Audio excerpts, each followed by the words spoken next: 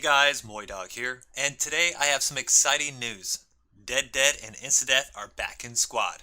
Well, kind of. A few weeks ago, I released this video analyzing the changes to squad's death and revive systems. If you haven't seen it, I'll link it in the description below since I think it helps explain just what the problems were with endless revives and no Instadeath mechanics, and how we got to where we are now. But as a quick refresher in case you did forget, previous to V13's release in May, if you were downed by certain high-caliber weapons or explosives, you were killed instantly and could not be revived, resulting in a forced respawn. Additionally, there was also a quote-unquote dead revive timer mechanic, meaning that if you were downed, revived, and then downed again within 60 seconds, you were dead, and forced to respawn as well.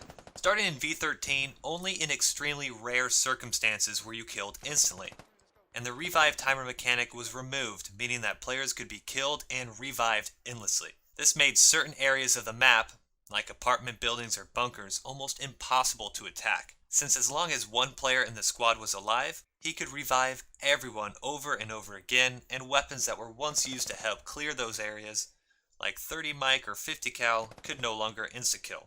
Zombie enemies and revive trains were everywhere. Players were no longer scared of vehicles, and overall, I think the quality of gameplay suffered. But that's all changed. Kind of. If you weren't looking for it, you might have missed V15.4, a small update that dropped just a couple weeks ago. With this update, the devs took steps to re-implement Dead and Instadeath, with players now having a persistent revive window that changes depending on the type of damage they take. Additionally, this revive timer can only quickly be reset if the player is fully healed by a medic. Otherwise, it regenerates over time. Let's start with this revive window.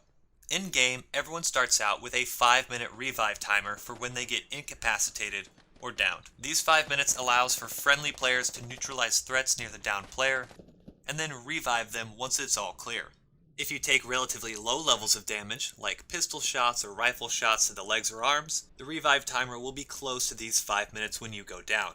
However, this timer is significantly reduced depending on the type of damage you receive. If you are headshot by a rifle, for example, that revive timer is halved. Getting headshot by a 50 cal does even more damage, resulting in even a smaller revive window, while receiving massive amounts of damage instantly, like an IED blast, will result in basically insta-death. I tested this out with a few different types of damage in order to get a feel for the timers themselves, and it seems pretty good. Getting killed by a rifle or any 7.62 or 5.56 round, as shown here with coax, downs you with about 4 minutes left on the timer. However, a headshot reduces that to about 2 minutes. A 50 cal headshot, however, as I mentioned before, reduces that even further, to about 30 seconds. For explosives, grenades result in roughly the same amount of time as rifle kills, with about 3.5 minutes for revives. Swapping over to C4, however, we only have 30 seconds, whereas mines and IEDs are practically insta-kills, with 10 seconds and 5 seconds respectively.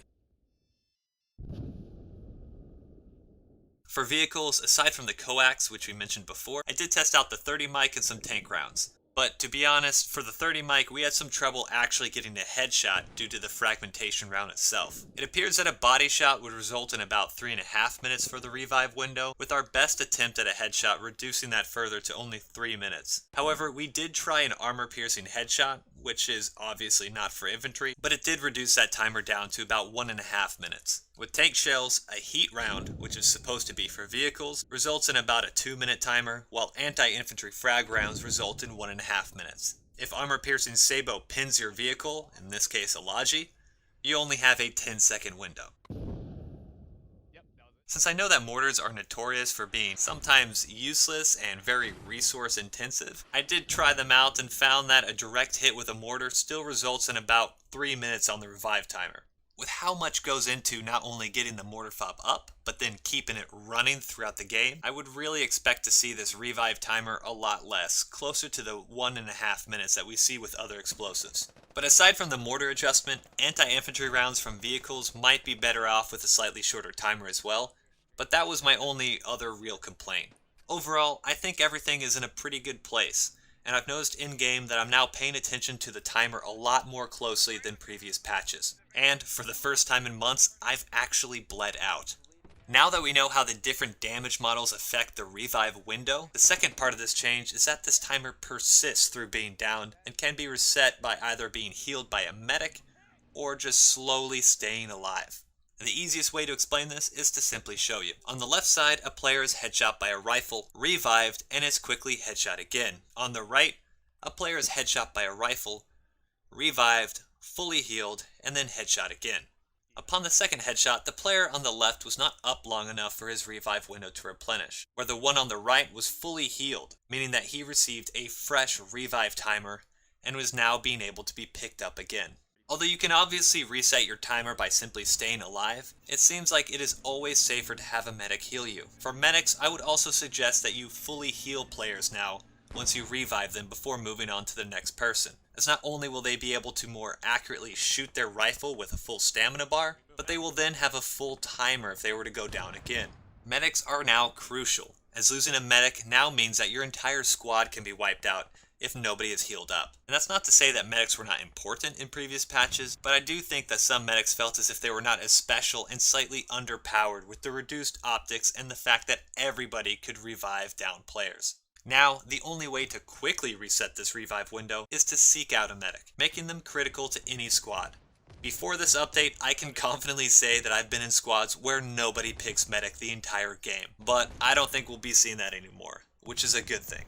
Overall, I think these changes result in a pretty good system, and I've noticed that I've had better gameplay over the past couple weeks on both the attacking and defending side. Whether I'm infantry or in vehicles, I've noticed that players are being a bit smarter or they're being punished for their mistakes, which is ultimately what we're trying to get out of this system here. But is it enough? What do you guys think?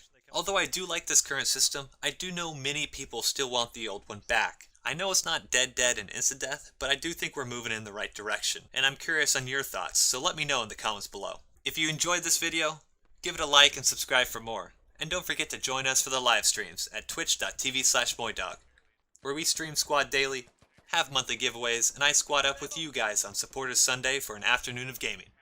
But that's it for me. Peace.